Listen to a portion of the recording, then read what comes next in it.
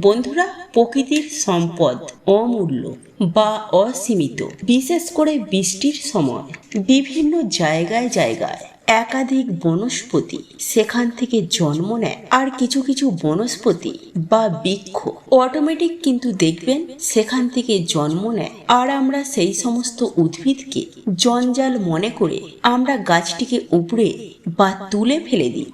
বন্ধুরা, এমন বেশ কিছু কিছু উদ্ভিদ রয়েছে যে উদ্ভিদ সম্পর্কে আমাদের তথ্য অবশ্যই কিন্তু জেনে রাখা প্রয়োজন। যে উদ্ভিদটি কোনো আবর্জনা নয়, বরং এই উদ্ভিদটি অত্যন্ত দুর্লভ এবং মূল্যবান রত্ন। তাই আজকে বন্ধুরা এমন একটি ছোট্ট উদ্ভিদ সম্পর্কে তথ্য আপনাকে জানাবো। আর এই উদ্ভিদটি আমার বাড়িতেও রয়েছে, আর আমি চাই আপনাদেরকেও এর যে গুণাগুণ রয়েছে সেই সম্পর্কে জানাতে। এই উদ্ভিদটি কি জাতীয় উদ্ভিদ এবং এর থেকে আপনি কি কি লাভ পেতে পারেন, এই সমস্ত বিষয়গুলি কিন্তু আপনাদের অবশ্যই জেনে রাখা প্রয়োজন। বন্ধুরা, এই গাছের পাতা সেগুলিকে আপনি ভালো করে দেখে নিন। হয়তো বন্ধুরা আপনারা এই গাছটিকে দেখে এতক্ষণ হয়তো বুঝতেই পেরেছেন এই গাছটির নাম কি। দেখুন বন্ধুরা, একটা গাছের নাম কিন্তু বিভিন্ন বিভিন্ন নাম হয়। আপনি যেখানে থাকেন সেখানে একরকম নাম, আবার আমি যেখানে থাকি সেখানে একরকম নাম। তো বন্ধুরা, এই গাছটিকে অধিকাংশ ছোট ধুতরা বলে অনেকেই জানেন। এইবার আপনার ওখানে এই গাছটি কি নামে পরিচিত সেটি অবশ্যই আমাকে কমেন্ট বক্সে লিখে জানাবেন। কারণ দেখুন বন্ধুরা, আপনারা যে সমস্ত কমেন্টগুলি করেন সেগুলি কিন্তু অনেকেই দেখে। যারা বুঝতে পারছেন না যে তাদের সেখানে কি নাম, তারা আপনার কমেন্ট দেখে কিন্তু এই গাছটির নাম সম্পর্কে জেনে যাবে।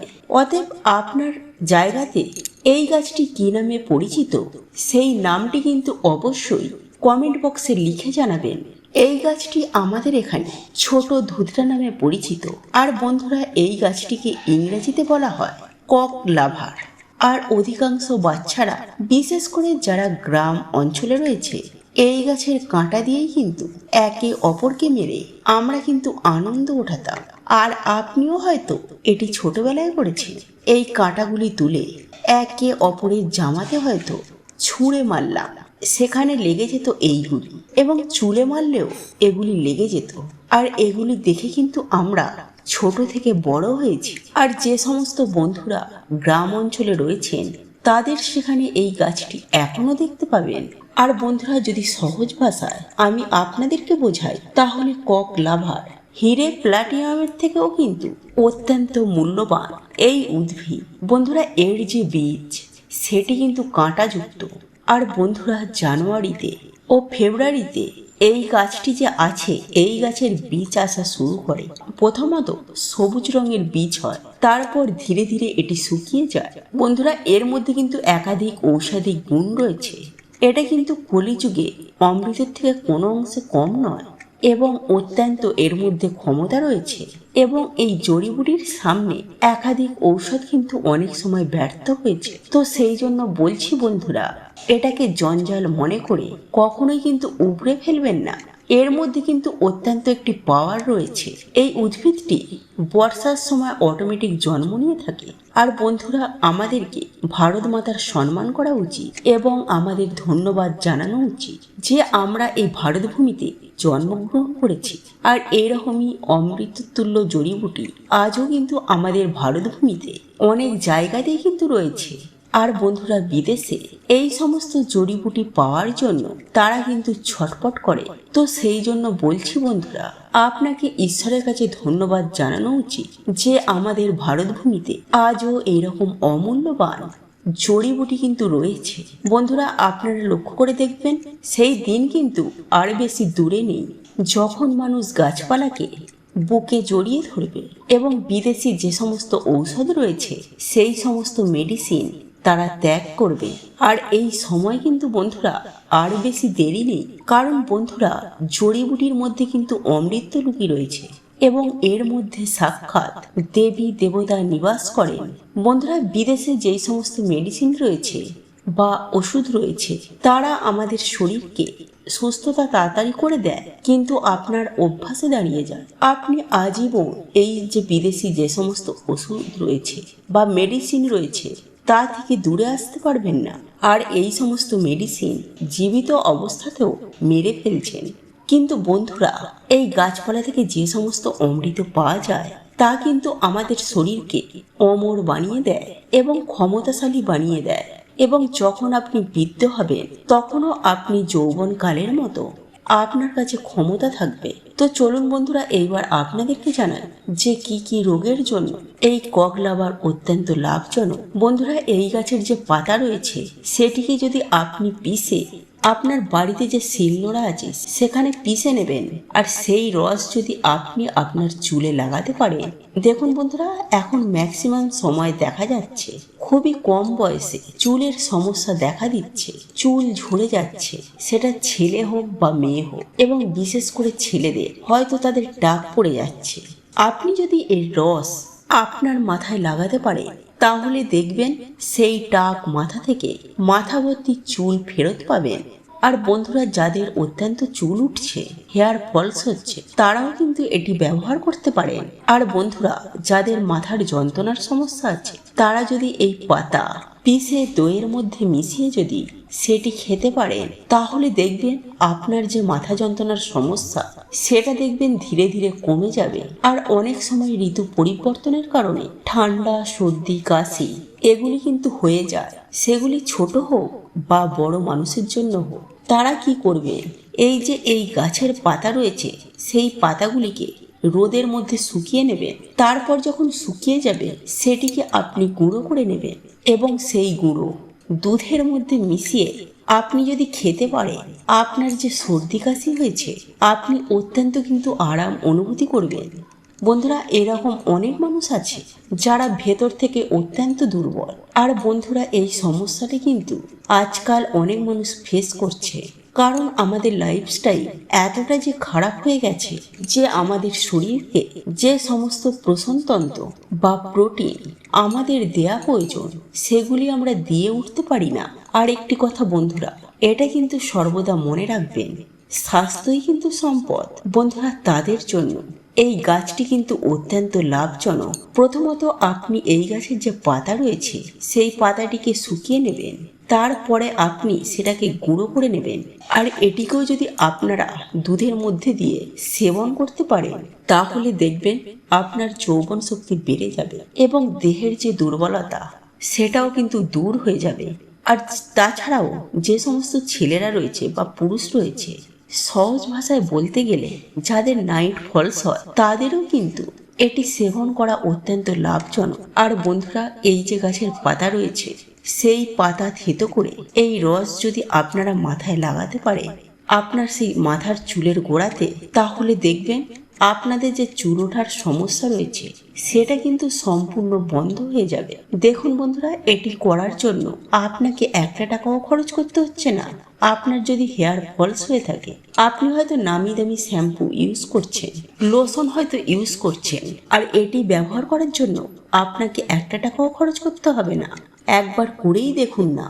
আর তাছাড়া যাদের টাক পড়ে গেছে, যদি বংশগত না হয় সেক্ষেত্রে কিন্তু সেই টাক অংশতে এই রস যদি আপনি লাগাতে পারেন তাহলে দেখবেন চুল কিন্তু অবশ্যই বের হবে। আর বন্ধুরা, প্রথমেই একটা কথা বললাম যে মাথার যন্ত্রণা, সেই মাথার যন্ত্রণা কিন্তু আরও একটা ঔষধ রয়েছে। এই যে গাছের পাতা রয়েছে, পাতাটাকে থেঁতো করে আপনি আপনার মাথায় লাগিয়ে রাখতে পারেন, তাহলে দেখবেন আপনার মাথার যন্ত্রণা ধীরে ধীরে কিন্তু কমে যাবে। দেখুন বন্ধুরা, যারা এই গাছ সম্পর্কে জানে তারা কিন্তু এই বর্ষাকালে এই গাছ যখনই জন্মায় তখন কিন্তু এই পাতা সংগ্রহ করে নেয় এবং সেই পাতাকেও শুকিয়ে রাখে। আপনারা এখনো আশেপাশে লক্ষ্য করে দেখবেন এই গাছ অবশ্যই দেখতে পাবে, যেখানে সেখানে এই গাছ হয়ে থাকে। তো বন্ধুরা, আপনি তো জানেন না এর থেকে কি কি লাভ ওঠানো যায়। তারা জানে বলে তারা আগে থেকে সংগ্রহ করে নেয়, আর তার ফলে তারা তাদের সমস্যা অনুযায়ী এগুলি কিন্তু ব্যবহার করে। আবার এইরকম অনেকেই আছে এই পাতাকে শুকিয়ে তারা পাউডার বানিয়ে রাখে। বন্ধুরা, এই যে পাতার পাউডার, অনেকেই হয়তো প্রশ্ন করবেন যে এই পাউডার আমি কি করে পাবো বা কোন দোকানে পাবো। তো তাদেরকে বলে রাখি, এখানে পাউডার বলতে এখানে এটাই বলতে চাইছি যে আপনি যে এই গাছের পাতাটা নিয়েছেন পাতাটিকে শুকিয়ে নেবেন।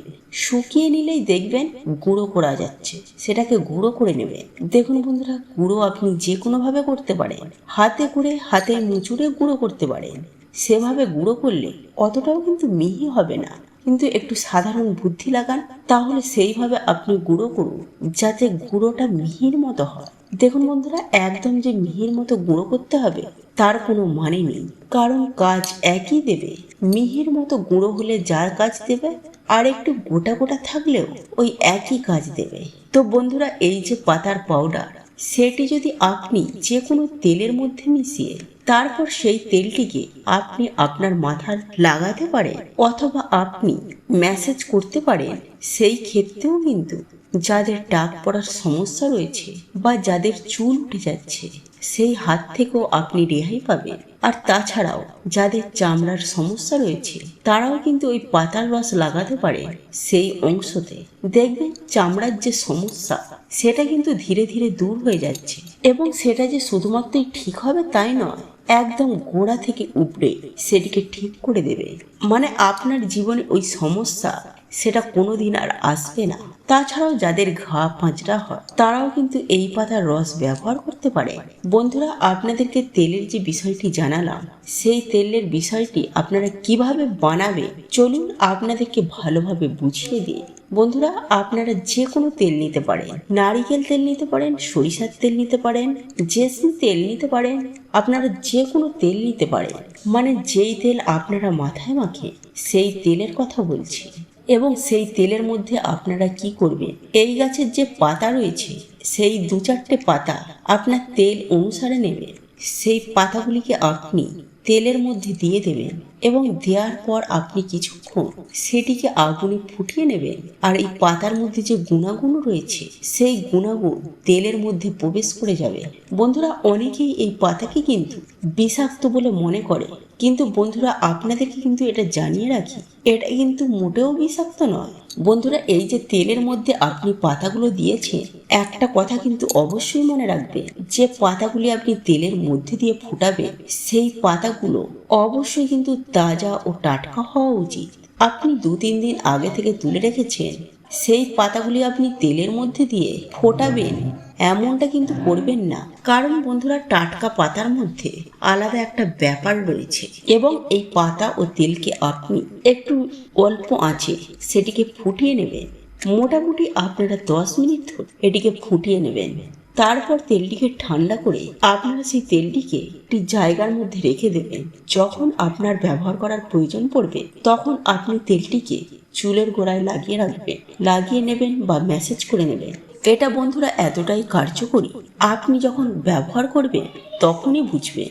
এটি কিন্তু চুল ওঠা সম্পূর্ণরূপে বন্ধ করে দেয়। আর সেই জন্যই বন্ধুরা বলা হয়, এই গাছের পাতা থেঁতো করে যদি মাথায় লাগানো হয় বা তেল বানিয়ে যদি মাথায় লাগানো, তাহলে সেই টাক মাথা থেকেও চুল বেরিয়ে যায়। এটা কিন্তু এতটাই কার্যকরী। আর এই তেলটি কিন্তু বন্ধুরা আপনারা একটু বেশি পরিমাণে বানিয়ে রাখবেন, যখন প্রয়োজন পড়বে তখন ব্যবহার করবে।